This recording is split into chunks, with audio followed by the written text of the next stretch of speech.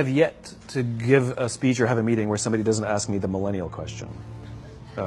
What's the millennial question? Apparently, millennials as a generation, which is a group of people who were born approximately 1984 and after, are tough to manage. And they're accused of being entitled and narcissistic, and self-interested, unfocused, lazy. But entitled is the big one. And because they confound leadership so much, what's happening is leaders are asking the millennials, what do you want? And millennials are saying, we want to work in a place with purpose, love that. We want to make an impact, you know, whatever that means. We want free food and beanbags. And so somebody articulates some sort of purpose, there's lots of free food and there's beanbags, and yet for some reason they're still not happy. And that's because they're missing, there's a missing piece. What I've learned is that I can break it down into 4 pieces, right? There are four things, 4 characteristics. One is parenting, the other one is technology, the third is impatience, and the fourth is environment. The generation that we call the millennials, too many of them grew up subject to, not my words, failed parenting strategies. Where, for example, they were told that they were special all the time. They were told that they could have anything they want in life, just because they want it. Some of them got into honors classes, not because they deserved it, but because their parents complained. And some of them got A's, not because they earned them, but because the teachers didn't want to deal with the parents. Some kids got participation medals. You got a medal for coming in last, right? Which the science we know is pretty clear, which is it devalues the medal and the reward for those who actually work hard, and it actually makes the person who comes in last feel embarrassed because they know they didn't deserve it, so it actually makes them feel worse, right? So you take this group of people, and they graduate school, and they get a job, and they're thrust into the real world, and in an instant, they find out they're not special, their moms can't get them a promotion, that you get nothing for coming in last, and by the way, you can't just have it because you want it. And in an instant, their entire self-image is shattered. And so you have an entire generation that's growing up with lower self-esteem than previous generations. The other problem, to compound it, is we're growing up in a Facebook, Instagram world. In other words, we're good at putting filters on things. We're good at showing people that life is amazing even though I'm depressed. And so everybody sounds tough, and everybody sounds like they got it all figured out. And the reality is there's very little toughness, and most people don't have it figured out. And so when the more senior people say, well, what should we do? They sound like, this is what you got to do. And they have no clue. Right? So you have an entire generation growing up with lower self-esteem than previous generations, right? Through no fault of their own. Through no fault of their own, right? They were dealt a bad hand. Now, let's add in technology. We know that engagement with social media and our cell phones releases a chemical called dopamine. That's why when you get a text, it feels good, right? So, you know, we've all had it where you're feeling a little bit down or feeling a bit lonely, and so you send out 10 texts to 10 friends, you know, hi, hi, hi, hi, hi, because it feels good when you get a response. It's why we count the likes, it's why we go back 10 times to see if my Instagram is growing slower, did I do something wrong? Do they not like me anymore, right? The trauma for young kids to be unfriended, right? Because we know when you get a hit of dopamine, which feels good. It's why we like it, it's why we keep going back to it. Dopamine is the exact same chemical that makes us feel good when we smoke, when we drink, and when we gamble. In other words, it's highly, highly addictive, right? We have age restrictions on smoking, gambling, and alcohol, and we have no age restrictions on social media and cell phones, which is the equivalent of opening up the liquor cabinet and saying to our teenagers, hey, by the way, this adolescence thing, if it gets you down. But that's basically what's happening. That's basically what's happening, right? That's basically what happened. You have an entire generation that has access to an addictive, numbing chemical called dopamine through social media and cell phones as they're going through the high stress of adolescence. Why is this important? Almost every alcoholic discovered alcohol when they were teenagers. When we're very, very young, the only approval we need is the approval of our parents. And as we go through adolescence, we make this transition where we now need the approval of our peers. Very frustrating for our parents, very important for us. It allows us to acculturate outside of our immediate families into the broader tribe, right? It's a highly, highly stressful and anxious period of our lives, and we're supposed to learn to rely on our friends. Some people, quite by accident, discover alcohol and numbing effects of dopamine to help them cope with the stresses and anxieties of adolescence.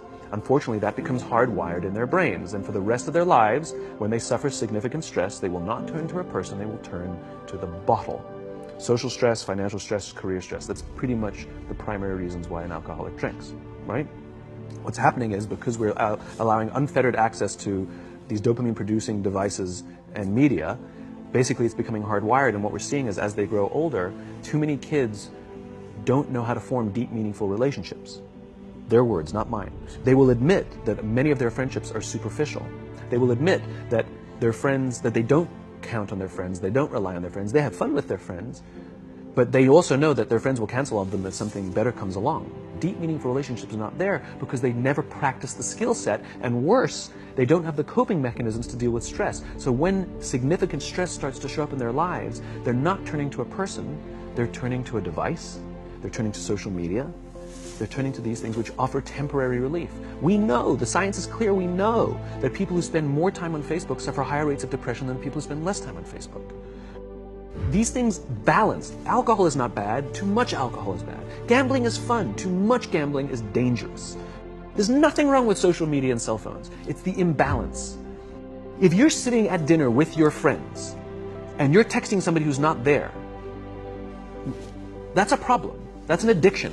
If you're sitting in a meeting with people you're supposed to be listening to and speaking, and you put your phone on the table, face up or face down, I don't care, that sends a subconscious message to the room that you're just not that important to me right now, right? That's what happens. And the fact that you cannot put it away is because you are addicted, right? If you wake up and you check your phone before you say good morning to your girlfriend, boyfriend, or spouse, you have an addiction.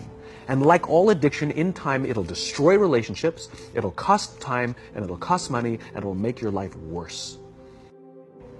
So you have a generation growing up with lower self-esteem that doesn't have the coping mechanisms to deal with stress. Now you add in the sense of impatience. They've grown up in a world of instant gratification. You want to buy something, you go on Amazon, it arrives the next day. You want to watch a movie? Log on and watch a movie. You don't check movie times. You want to watch a TV show? Binge. You don't even have to wait week to week to week, right? I know people who skip seasons just so they can binge at the end of the season, right? Instant gratification. You want to go on a date? You don't even have to learn how to be like, hey. You don't even have to learn and practice that skill. You don't have to be the uncomfortable one who says yes when you mean no and says no when you mean no, but yes when you don't have to swipe right. Bang, I'm a stud. Right? You don't have to learn the social coping mechanisms. Everything you want, you can have instantaneously. Everything you want, instant gratification. Except job satisfaction and strength of relationships, there ain't no app for that. They are slow, meandering, uncomfortable, messy processes. And so I keep meeting these wonderful, fantastic, idealistic, hardworking, smart kids. They just graduated school. They're in their entry-level job. I sit down with them and I go, how's it going? They go, I think I'm going to quit. I'm like, why? They're like, I'm not making an impact. I'm like, you've been here 8 months. You know? It's as if they're standing at the foot of a mountain and they have this abstract concept called impact that they want to have in the world, which is the summit. What they don't see is the mountain. I don't care if you go up the mountain quickly or slowly, but there's still a mountain. And so what this young generation needs to learn is patience. That some things that really, really matter, like love, or job fulfillment, joy, love of life, self-confidence, a skill set, any of these things, all of these things take time.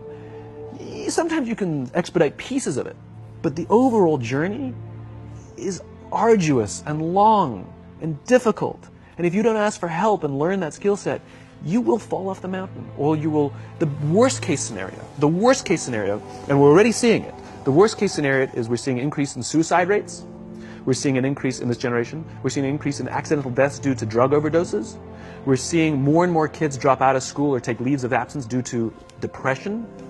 Unheard of. These are all, this is really bad. The best case scenario, those are all bad cases, right? The best case scenario is you'll have an entire population growing up and going through life and just never really finding joy. They'll never really find deep fulfillment in work or in life. They'll just just waft through life and it'll be just, it's fine. How's your job? It's fine. It's the same as yesterday. How's your relationship? It's fine. Like that's the best case scenario. Which leads me to the fourth point, which is environment. Which is we're taking this amazing group of young, fantastic kids who were just dealt a bad hand. It's no fault of their own. And we put them in corporate environments that care more about the numbers than they do about the kids. They care more about the short-term gains than the long-term life of this young human being. We care more about the year than the lifetime, right?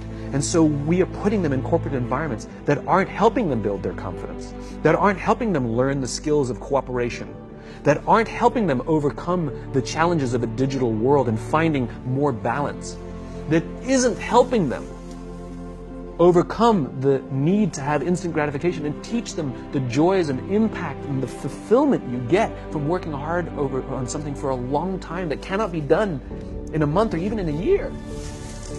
And so we're thrusting into them in corporate environments, and the worst part about it is they think it's them. They blame themselves. They think it's them who can't deal. And so it makes it all worse. It's not. I'm here to tell them it's not them. It's the corporations, it's the corporate environments, it's the total lack of good leadership in our world today that is making them feel the way they do.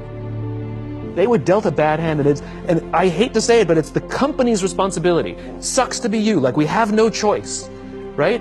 This is what we got, and I wish that society and their parents did a better job. They didn't. So we're getting them in our companies, and we now have to pick up the slack. We have to work extra hard to figure out the ways that we build their confidence. We have to work extra hard to find ways to teach them the social skills that they're missing out on.